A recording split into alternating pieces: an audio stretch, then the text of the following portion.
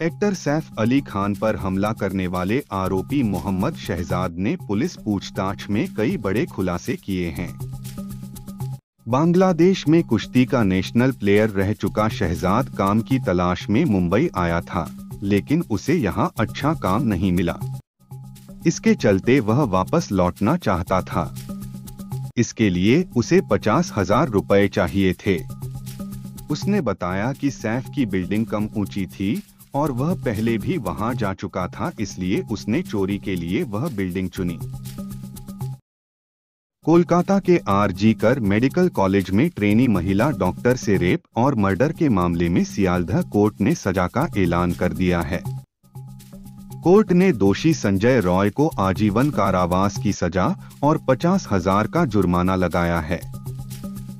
जज अनिर्बान दास ने इस मामले को रेयर ऑफ रेयरेस्ट नहीं माना है। कानपुर के घाटमपुर में 19 जनवरी को एक ITI का छात्र SBI बैंक में लूट के इरादे से घुसा था। इस दौरान आरोपी ने सिक्योरिटी गार्ड, बैंक मैनेजर व कैशियर को घायल कर दिया था। आरोपी के पास से एक जंग लगा तमंचा, पुराने सर्जिकल ब्लेड, सब्जी काटने वाला चाकू और बोरे सिलने वाला सूजा बरामद हुआ है। आरोपी का नाम लविश मिश्रा है। वह घाटमपुर के पास धर्मपुर गांव का निवासी है। IPL 2025 के लिए ऋषभ पंत को कप्तान नियुक्त किया गया है। कप्तानी मिलने के बाद पंत ने कहा, माही भाई के शब्द बहुत फेमस हैं। वह कहते हैं, प्रक्रिया पर ध्यान रखो, परिणाम अपने आप मिलेंगे। तो मैं इसे ध्यान में रखूंगा। ऑक्सफैम इंटरनेशनल ने एक रिपोर्ट जारी की है। टेकर्स नॉट मेकर्स शीर्षक वाली रिपोर्ट के मुताबिक 1765 से लेकर 1900 के बीच औपनिवेशिक काल के दौरान ब्रिटेन ने भारत से 64.82 ट्रिलियन डॉलर यानी 5,604 लाख करोड़ रुपए लूटे थे। 5,605 लाख करोड़ रुपए को अगर ब्रिटिश करेंसी 50 यूरो में बदला जाए तो ये पूरे लंदन में 4 बार बिछाए जा सकते हैं। इनमें से 33 ट्रिलियन डॉलर ब्रिटेन के 10% अमीर लोगों के पास गए। कोलकाता के आरजी कर अस्पताल में डॉक्टर से रेप और हत्या के मामले में दोषी संजय रॉय को कोर्ट ने उम्र कैद की सजा और पीड़ित परिवार को 17 लाख रुपए मुआवजा देने का आदेश दिया, लेकिन पीड़ित परिवार ने यह मुआवजा लेने से इनकार कर दिया है। साथ ही उन्होंने कहा कि हमें न्याय नहीं मिला है, हमारी लड़ाई ऊपरी अदालत में जारी रहेगी। खून से लथपथ सैफ अली खान को हॉस्पिटल पहुंचाने वाले ऑटो ड्राइवर भजन सिंह को 11,000 का नकद इनाम दिया गया है। एक संस्था की तरफ से भजन सिंह के जज्बे को देखते हुए उन्हें सराहा गया है। बता दें, सैफ अभी भी हॉस्पिटल में हैं, उनकी सर्जरी हुई है। जल्द ही उन्हें डिस्चार्ज किया जाएगा। झांसी में SSP कार्यालय के बाहर एक दारोगा और सिपाही के बीच जमकर मारपीट हुई। दोनों के बीच हुई मारपीट का वीडियो सोशल मीडिया में वायरल हो रहा है। बताया जा रहा है कि दारोगा और सिपाही के बीच कुछ जरूरी दस्तावेजों को लेकर कहासुनी हो गई थी। इसके बाद दोनों ने एक दूसरे पर हमला कर दिया। मामला संज्ञान में आने पर अधिकारियों ने जांच का आदेश दिया है। अमेरिका के नवनिर्वाचित राष्ट्रपति डोनाल्ड ट्रंप की सूरत के कारोबारी ने लैब ग्रोन डायमंड से तस्वीर बनाई है। हीरा कारोबारी मुकेश पटेल और स्मिथ पटेल ने करीब 60 दिन की मेहनत के बाद यह तस्वीर तैयार की है। इसका मूल्य अंतर्राष्ट्रीय बाजार में करीब 10,000 अमेरिकी डॉलर यानी 8,65,000 रुपए से ज्यादा माना जा रहा है। हमास द्वारा रिहा किए गए 3 बंधकों के पास कैद में रहने के दौरान की कुछ दर्दनाक तस्वीरें भी हैं, जिन्हें हमास के लड़ाकों ने कैप्चर किया था। इन फोटोज में कैद में रह रहे बदहाल इजरायली हैं।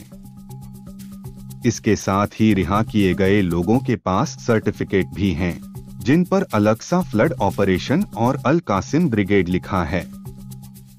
हमास ने 7 अक्टूबर को हमास पर किए गए हमले को अल अक्सा फ्लड ऑपरेशन नाम दिया था। कोलकाता के आरजी कर डॉक्टर रेप मर्डर केस में दोषी संजय रॉय को आजीवन कारावास की सजा दिए जाने पर मुख्यमंत्री ममता बनर्जी ने असंतोष जाहिर किया है। उन्होंने कहा, हम सभी ने मौत की सजा की मांग की थी, लेकिन अदालत ने मरते दम तक आजीवन कारावास की सजा दी है। मामला हमसे जबरन छीन लिया गया। अगर यह पुलिस के पास होता तो हम सुनिश्चित करते कि उसे मौत की सजा मिले। वानखेड़े स्टेडियम की 50वीं वर्षगांठ समारोह के दौरान का एक वीडियो वायरल हो रहा है। इसमें एक नन्हा क्रिकेट फैन रोहित शर्मा के पास ऑटोग्राफ लेने आता है। ऑटोग्राफ देने के बाद रोहित ने फिस्ट बम्प मुक्का टकराना के लिए हाथ बढ़ाया, लेकिन उस फैन ने ध्यान नहीं दिया और ऑटोग्राफ लेकर भाग गया। रोहित थोड़े हैरान रह गए। हालांकि वह वापस आया और फिस्ट बम्प करके वापस गया। ताजमहल बनाम तेजो महालय मामले की सुनवाई टल गई है। इस मामले की अगली सुनवाई 6 मार्च को होगी। ये याचिका योगी यूथ ब्रिगेड के प्रदेश अध्यक्ष अजय तोमर ने 23 जुलाई 2024 को दाखिल की थी। याचिका में सावन माह में तेजो महालय ताजमहल में पूजा और जलाभिषेक करने की मांग की गई है। याचिका तर्क है कि ताजमहल भगवान शिव का मंदिर है। मुगल आक्रांताओं ने मंदिर को तोड़कर उसका मुख्य ढांचा परिवर्तित कर दिया था। रणजी ट्रॉफी 2024 से 25 में 23 जनवरी से शुरू होने वाले मुकाबले के लिए मुंबई टीम का ऐलान हो गया है। अजिंक्य रहाणे की कप्तानी में 17 सदस्यीय टीम में रोहित शर्मा को भी चुना गया है। रोहित 10 साल बाद रणजी ट्रॉफी खेलते नजर आएंगे। उन्होंने 2015 में आखिरी बार रणजी ट्रॉफी खेली थी। टीम में यशस्वी जायसवाल, शिवम दुबे, श्रेयस अय्यर और शार्दुल ठाकुर जैसे राष्ट्रीय क्रिकेटर शामिल हैं। उत्तराखंड निकाय चुनाव के लिए कांग्रेस ने अपना घोषणा पत्र जारी किया है। कांग्रेस ने अपने घोषणा पत्र को वचन पत्र नाम दिया है। कांग्रेस ने इसमें 26 वादे किए हैं। कांग्रेस वर्किंग कमेटी के सदस्य गुरदीप सिंह सप्पल ने वचन पत्र जारी किया है। इस मौके पर कांग्रेस प्रदेश प्रभारी सुरेंद्र शर्मा, पूर्व मंत्री हरक सिंह रावत, देहरादून के मेयर प्रत्याशी वीरेंद्र पोखरियाल की मौजूदगी रही। अपनी आंखों और सादगी के कारण इंटरनेट सेंसेशन बनी मोनालिसा यूट्यूबर्स और इन्फ्लुएंसर्स की वजह से परेशान होकर अपने घर इंदौर वापस लौट गई हैं।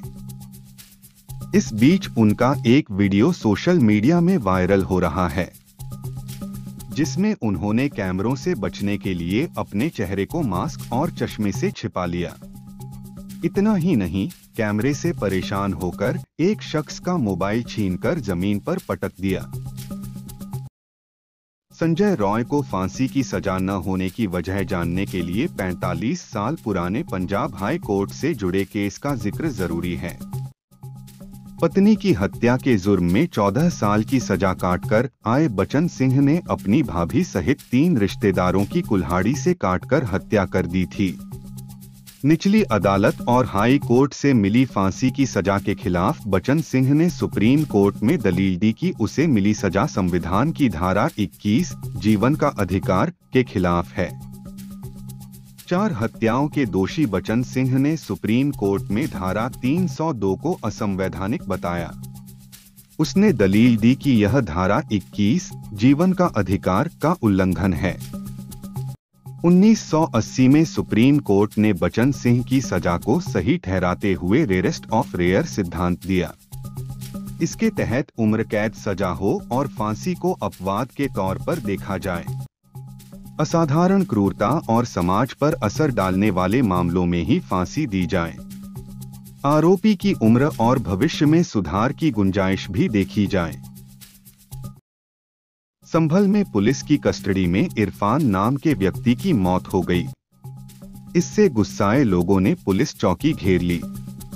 माहौल बिगड़ता देख कई थानों की पुलिस मौके पर पहुंची और लोगों को शांत कराया। मृतक की पत्नी रेशमा ने बताया कि इरफान बीमार चल रहे थे, उनकी नाक की हड्डी का ऑपरेशन हुआ था। कल 5 पुलिस वाले आए और उसके पति को पकड़कर ले गए। पुलिस के टार्चर करने से उसकी मौत हुई है।